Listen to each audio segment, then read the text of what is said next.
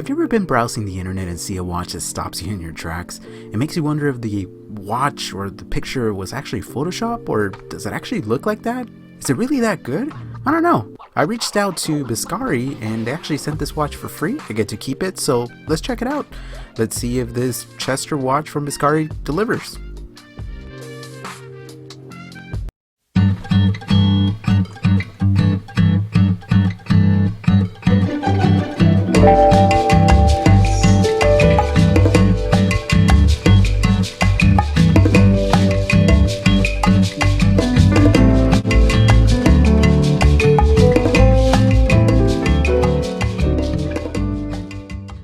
What's going on, everybody? My name is Miguel and welcome to the SoCal Watch Reviews channel. If you're new here, welcome, and to anybody that's just stopping by, please subscribe. It really does help both morally and financially. Now that I am monetized, it's helping the channel get better equipment, keeps us motivated to keep going. I mostly review mechanical watches on this channel, but I do love quartz watches. Honestly, I don't know why more collectors don't show quartz much love, but that's just my 2 cents. Anyway, Vescari Watches is really a young company based in the Netherlands. The owner worked in the luxury retail segment for several years, and obviously his combined passion for watches led him to start this business. And in 2015, the summer of 2015, their goal was to provide customers with a watch that was very nice, built to attention, and high components. And this is what he came up with. So anyway, today we will be exploring the Chestor, and it is a stainless steel blue chronograph watch. Reference number on this guy is BSC02SBL-5. The watch does come shipped in a black cardboard box with the company logo.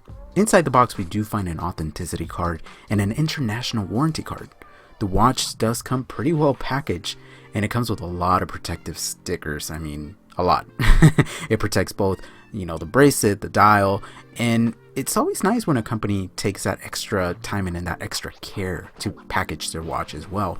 But even more satisfying is obviously peeling off those stickers. Once we do get those stickers off, we are greeted with that beautiful sunburst style that looks, honestly, in my opinion, 10 times better in person than it did in the stock photo that I saw on their website. And they do offer this watch in different strap options and dial colors, but this particular model and with the bracelet just spoke to me, and that's why I went for this one. The watch and the bracelet are fully constructed of 316L stainless steel, and it does measure in at 40 millimeters. It's 48.2 millimeters from lug tip to lug tip. It's 14 millimeters thick, and the lugs measure in at 20 millimeters, and it weighs in at 144 grams with the supplied stainless steel bracelet. In my opinion, this watch wears fantastic on my 6 and 7/8 inch wrist, and best of all, it does give you those vintage vibes, with a modern twist, of course. So if you're into vintage watches and that vintage aesthetic, like I am, you should definitely consider adding this watch to your collection. Now, the case has some brushed and polished surfaces throughout, and the finishing is actually pretty good for a watch at this price point. On the sides of the case, we do find some really nice subtle brushing that carries over to the upper part of the lugs, and we also do find some polishing on the portion of the lugs and on that ring around the crystal. Now, speaking of the crystal, it's a Dome K1 mineral glass with AR coating on the inside. And when I say dome, I mean dome. I mean, this thing is almost like 3 millimeters tall. Talk about a vintage aesthetic. On the right side of the case, we do find a 5.4 millimeter push and pull crown that's easy to grip and helps with 100 meters of water resistance. And we also do find the 2 chronograph buttons that are very responsive when engaging the chronograph. And I actually really do like the style of the chronograph pushers, as they have a break in between them. And they do help add that little subtle vintage charm to the watch, and I really like that. So let's talk about that sunburst blue dial. In low light, the watch looks purple for whatever reason, but when the light hits it and you're outside, it really is blue, and it radiates like this crazy rich blue color that is so elegant. Yet it has a sportiness to it. The entire dial reminds me of a vintage Audemars Piguet chronograph, and that's a very nice comparison. We do find applied indices throughout the dial, including the numbers 12 and the number 6. To the right side of the dial, we do have the second subdial with a sword style hand taken away. And on the left side of the dial, we do find the chronograph subdial that helps keep track of the 60 minutes. Now, both of the subdials do have that radial finishing to it, and I absolutely love that. At the 12 o'clock, we do find the printed logo, and at the 6 o'clock, the word Chronograph, and below it, the water resistance markings.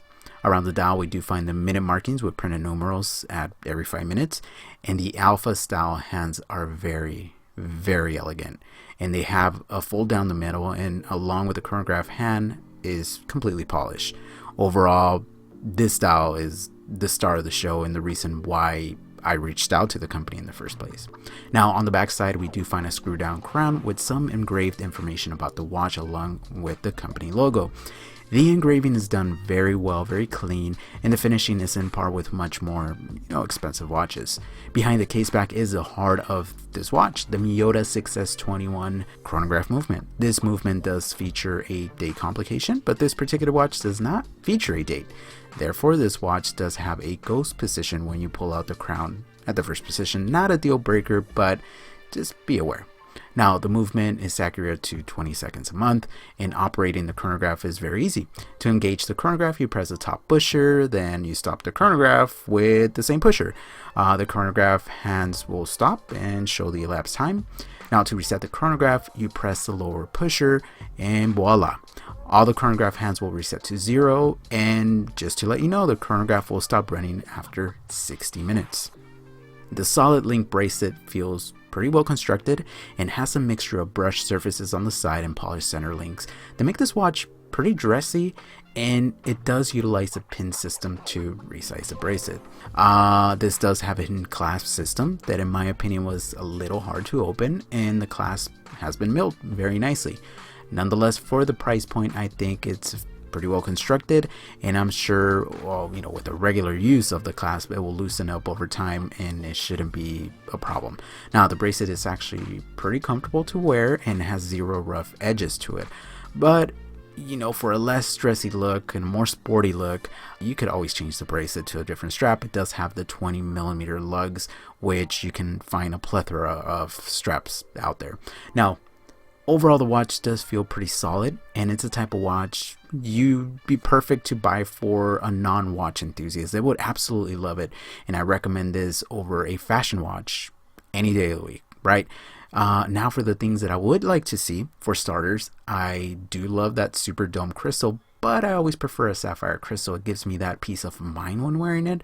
And also another thing I would have liked to see is lume. Now, I know this is a vintage aesthetic watch, but come on, let's modernize it a little bit, but maybe I'm just being too picky because I'm a lume junkie.